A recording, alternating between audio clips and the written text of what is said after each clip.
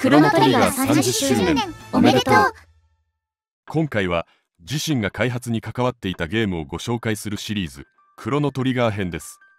というところでいつもの3人にも手伝ってもらいながら進めましょう。ではでは、そんなのあった館へようこそ。クロノトリガーはスクウェアソフトがスーパーファミコンで1995年3月11日に発売した RPG です。またドリームプロジェクトとの冠をつけて宣伝された作品で、ドラゴンボールの鳥山明さん、ファイナルファンタジーの坂口博信さん、ドラゴンクエストの堀井雄二さんというビッグネームが関わった作品です。ありがたいことに30年経った今でも人気があり、名作扱いをしていただいているのだ。まずはパッケージ紹介です。こちらがスーパーファミコン版。この鳥山明さんの絵が30年経っても魅力的です。市販で買った当時のもので、ここにサンプルというハンコが押されています。確か中もですね。サンプルハンコ押されています。なんでこんなハンコがあったかというと、当時スーパーファミコンのゲームってもう1万円超えが当たり前になってて、このクロノトリガーも税抜き11400円って箱に書いてあるのだ。そんな感じでスーファミソフトはバカ高かったので、車販はお安く売るけど転売禁止よってことで、売れないようにサンプルっ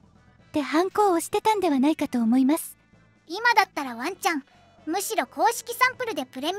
アはないか。まあ中身は市販されてるものと同じですからね。お次は1999年11月に発売され、ムービーなどが追加されたプレイステーション移植版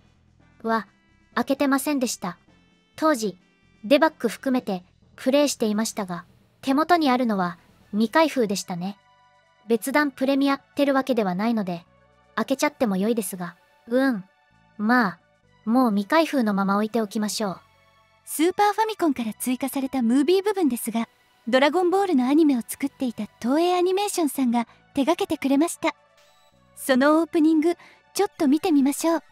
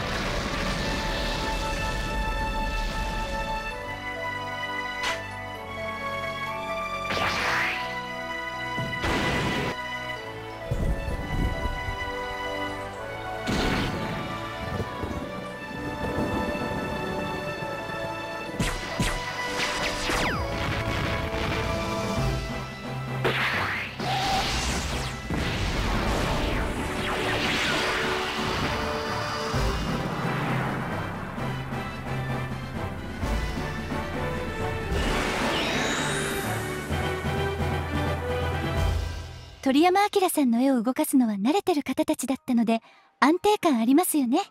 でこの時期のアニメなのですが、ちょうどセルとデジタルの移行期でして、このトリガーの時セルを使っている部分を記念資料的な側面とスタッフ的に欲しいという気持ちで、開発側で買い取りとかしたいなと相談したら、フルデジタルでセルシーンは一つもなく、改めてデータからセルを起こすとすると1枚100万円くらいはかかっちゃうみたいな話で無理だったみたいなことがあった気がします。もう一丁 DS 版です。こちらは全く関わっていませんでした。というか発売されるまで存在を知らなかった気がしますし、普通にお店で買ったような、まああの会社にはよくあることでしたが。クロノトリガーはストーリードリブンの RPG です。ストーリーは主人公クロノとお祭りで出会った少女マールが転送装置の故障で過去中世時代にタイムスリップしてしまい、その過去でとある干渉をしたせいで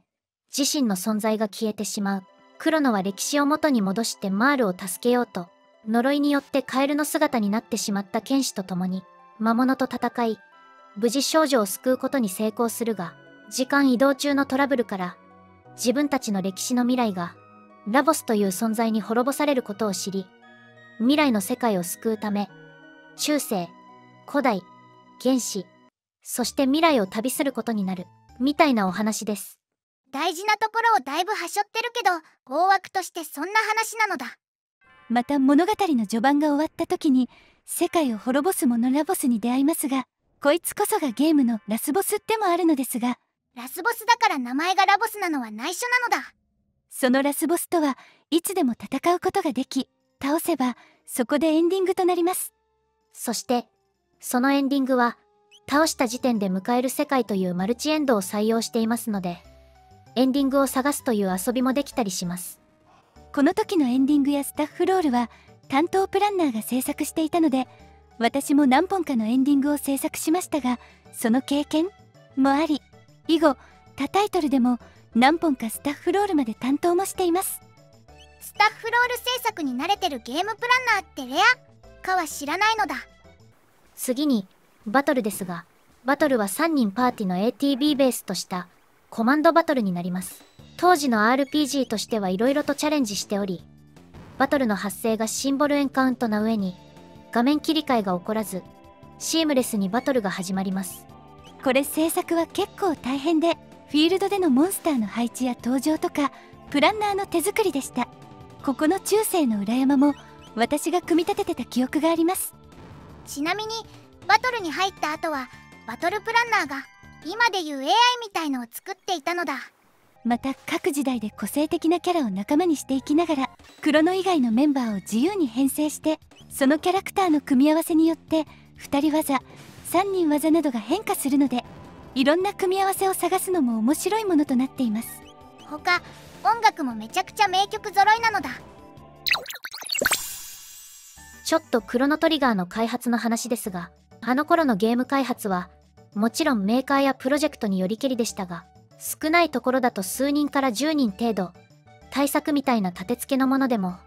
だいたい数十人くらいとかで作っている時代でした。しかしクロノトリガーは立ち上げ当初はスーパーファミコンの新企画 CD ドライブ用のゲームとしての企画だったこともあり、あれもやろう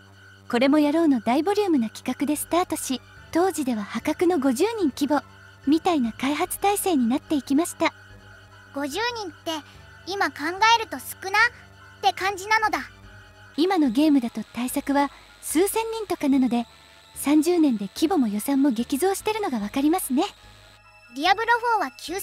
作ったなんて記事を見たことがあるのだ。ちなみに任天堂さんの CD ヤーメタは急にはしごを外されたソニーさんほどではなかったと思いますが、制作側の現場でも相当な驚きでした。でも風呂敷を広げた企画の名残が時代を超えた物語のゲームだったわけで、クロノは CD だからロム容量気にしなくていいぞがなければ全く違うものになっていたんじゃないかと思いますね。さてクロノトリガーというとドリームプロジェクトのお三方が有名だと思いますが、個人的なお三方の思い出深いエピソードを少々。まずは FF の生みの親坂口さんですが、ここらの話はちょっと興味のない方も多いと思いますので、今回はここまでとなるのだ。続きは後編として自分が経験したドリームプロジェクトメンバーのエピソードや自身が担当した箇所の開発エピソード、また開発初期のキャラデザや幻の 3D リマスターの話なんてもしていきますが、その後編は今後予定しているメンバーシップの方で公開いたします。興味のある方はよろしくお願いします。ではでは、今後もいろいろなゲームをこんな感じでご紹介していきますので、よろしければコメント、グッドボタン、チャンネル登録などなどお願いするのだ。